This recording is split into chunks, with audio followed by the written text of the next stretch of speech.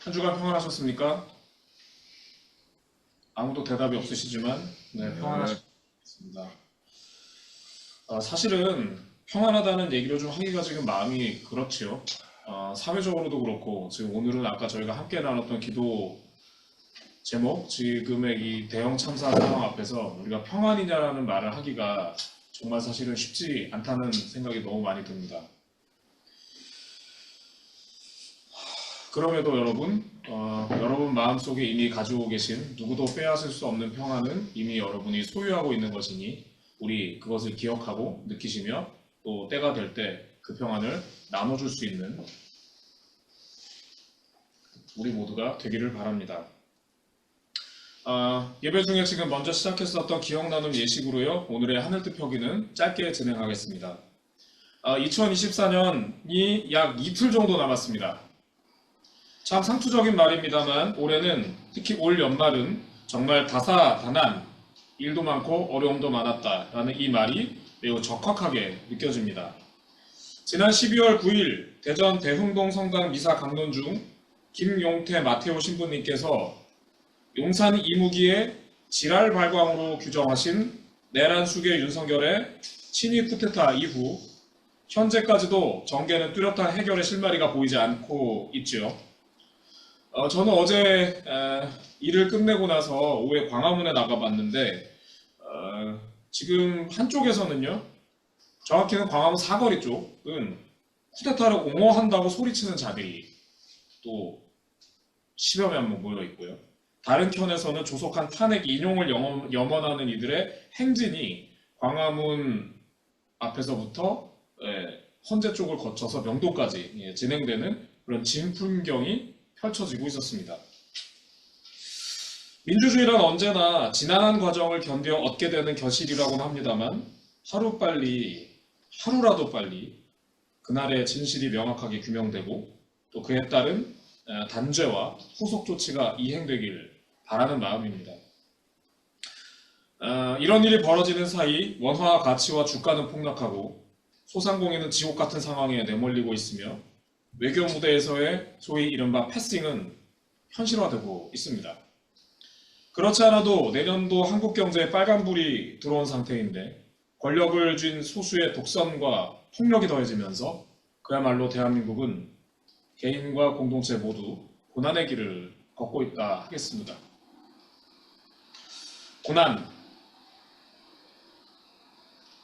살면서 힘든 일이 없길 바라는 마음은 인지상정일 겁니다. 하여 사주와 토정비결은 어려운 때를 미리 알고 대비하길 바라고 정감록과 같은 비기는 고난을 피할 방도에 대해 고민하며 수많은 종교들 역시 저마다 고난의 원인과 해법을 제시해 왔습니다. 기독교의 경전인 성서 역시 그러합니다.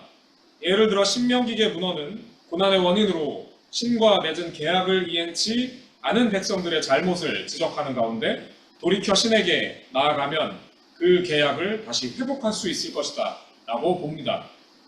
이처럼 성서가 고난에 대해 말하는 방식 중에 독특한 것 한 가지는 고난을 통해 완성에 이른다는 것입니다.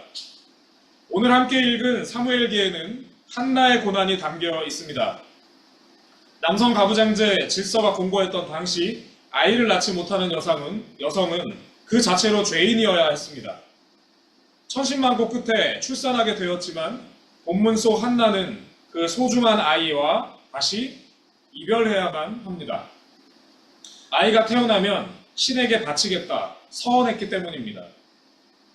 그런데 한나와 그의 아이 사무엘이 직면한 고난은 훗날 사무엘과 신의 극적 만남 그리고 성서 최대의 저항적 예언자 탄생으로 이어집니다.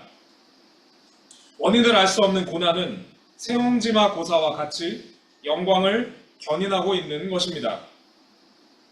고난과 영광에 대한 이 같은 믿음은 오늘 우리가 함께 읽었던 두 번째 성서에 나오는 것처럼 예수 그리스도에 대한 신앙 고백, 즉 닥친 고난을 외면치 않고 나섰고 끝내 죽임당했지만 부활하여 희망이 되셨다는 선언에서 절정을 맞이합니다. 그런 점에서 기독교는 영광 이전에 고난이 있음을 그리고 고난이 없다면 신앙도 없음을 말하는 종교라 할 수 있습니다. 그런데 이에 반해 한국의 개신교는 어떠합니까? 당신은 사랑받기 위해 태어난 사람을 세상 은혜로운 표정과 목소리에 담아 부르지만 정작 힘있는 존재 이외에 그 어떤 존재도 사랑하지 않습니다.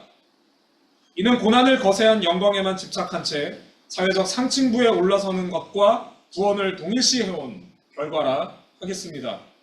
단언컨대 신앙은 그런 것이 아닙니다. 우리의 신앙은 고민이 없다거나 고난이 없다거나 이를 피할 수 있다 말하지 않습니다. 우리의 신앙은 오히려 고난을 직면하고 이를 극복하는 과정을 통해 우리 구주 예수의 삶과 죽으심 그리고 그의 가르침을 체화하도록 돕습니다. 그리고 체화된 주님을 통해 삶의 자리에서 작은 예수들로서의 삶을 살아갈 것을 촉구합니다. 우리의 신앙은 그런 점에서 사랑받기 위해서가 아니라 고난에 기꺼이 동참함으로써 주님과 동행하기 위해 태어났다 말해야 할 것입니다. 한 해가 저물어 갑니다. 정말 고생 많으셨습니다.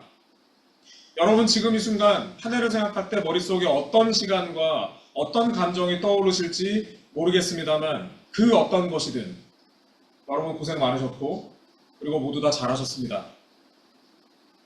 때때로 있었을 속상함과 고통스러움은 나를 주저앉게 하거나 혹은 회피하게 만듭니다.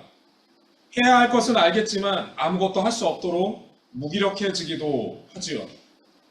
하지만 지나서 그 여정을 돌아볼 때 우리는 나무태와 같이 그 고민만큼 성장해 있기도 한다는 것을 여러분은 여러분의 삶의 경험을 통해 알고 계실 겁니다. 한편 내가 회피한 만큼 배움은 유보됐고 그리고 내가 올해 뭘 했어야 되는데 하지 못했네 라는 안타까움이 있을 수도 있습니다만 여러분 괜찮습니다. 여러분 괜찮습니다. 다시 시작해 볼 시간 2005년이 다가오고 있기 때문입니다. 고난은 아프지만 훌륭한 스승이요 주님께 나아가는 통로이기도 합니다. 사랑하는 여러분, 한 해 동안 고생 많으셨습니다. 그리고 잘하셨습니다. 우리 서로 그간의 노고를 격려하며 새로운 시간으로 나아갑시다. 그리스도의 고난에 동참함을 통해 하느님 나라를 당겨 맞이하는 영광을 완성해 갑시다. 잠시 침묵하겠습니다.